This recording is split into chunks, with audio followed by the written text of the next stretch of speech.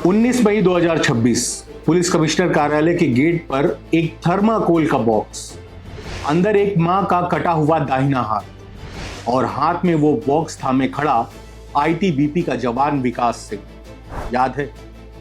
आंख में आंसू, गले में दर्द और आवाज में गुस्सा।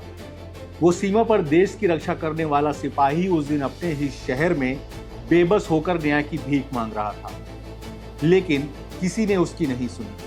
आज यानी 23 मई को आईटीबीपी की 32वीं बटालियन के 50 से अधिक जवान पुलिस कमिश्नर कार्यालय पहुंचे तो कई पुलिस वाले हैरान रह गए। ये कोई फिल्मी सीन नहीं, ये यूपी के कानपुर का वो मामला है जिसने सभी को हैरान कर दिया। नमस्कार दोस्तों, मैं हूं जितेंद्र निषाद और आप देख रहे हैं ब्रेकिंग न्यूज। 56 साल की निर्मला देवी को 13 मई को सांस की तकलीफ, कमजोरी और कब्ज की शिकायत के साथ काट मिल के कृष्णा हॉस्पिटल में भर्ती कराया गया।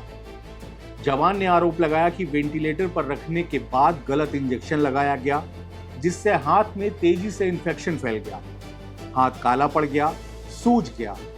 हालत बिगड़ने पर उन्हें पारस हॉस्पिटल में शिफ्ट कराया गया, जहां डॉक्टरों ने जान बचाने के नाम पर 17 मई को दाहिना हाथ काट दिया। विकास सिंह ने कहा कि मां बच्चों को संभालती है, अब उन्हें कौन खिलाएगा।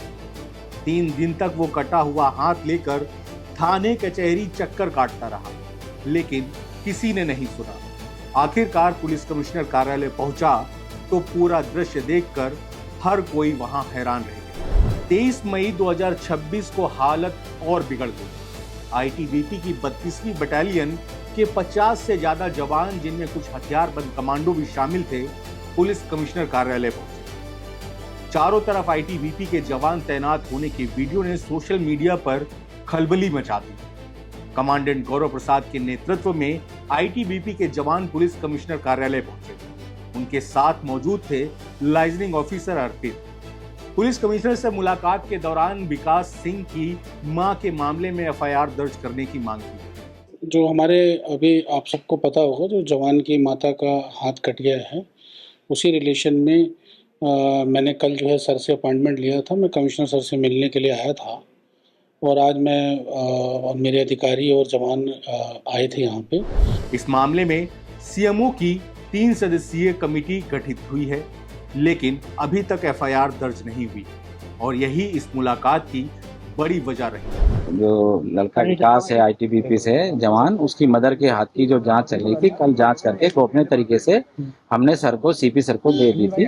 बट जो आईटीबीपी के सर आए हैं तो उनका बैठक हुई, बैठक में उनके 2-4 सवाल उठे हैं, तो उसका जवाब सीपी सर ने हमको 2 पुलिस को दे दिया अधिकारी। अपनी टीम के साथ उनको ले जाकर जांच करके उसकी जांच और दे देंगे। बस यही मसला आज बात हुई है। 48 घंटे से ऊपर हो गए, अभी तक जांच जो आई थी, जांच करने में यार 40-42 लोगों का बयान भी लेना है, जांच भी करनी है, पेपर भी निकालना है, इतना थोड़े कि एक दिन में हो जाएगा। सर बयान कैसे फिर लगा, रिपोर्ट कैसे लगा दी गई? काय की रिपोर्ट? जांच करके रिपोर्ट लगाई है।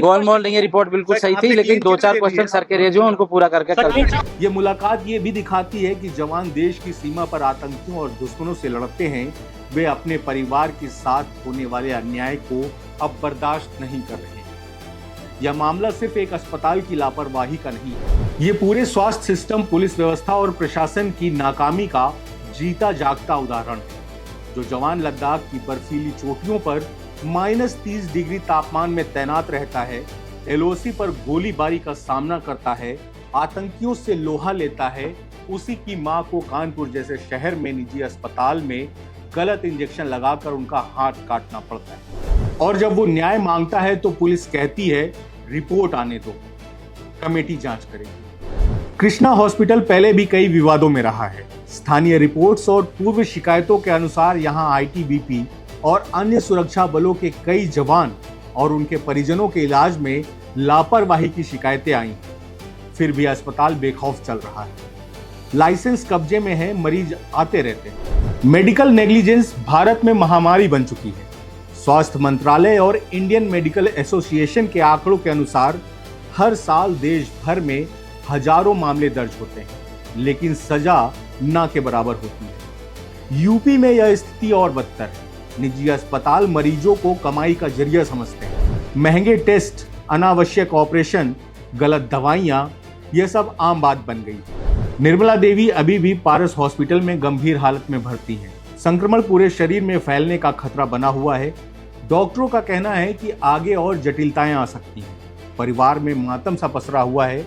विकास सिंह का कहना है कि अस्पताल वाले शुरू से ही हाथ काटने के लिए दबाव बना रहे थे। उन्होंने कई बार विरोध किया, लेकिन उनकी सुनी नहीं गई।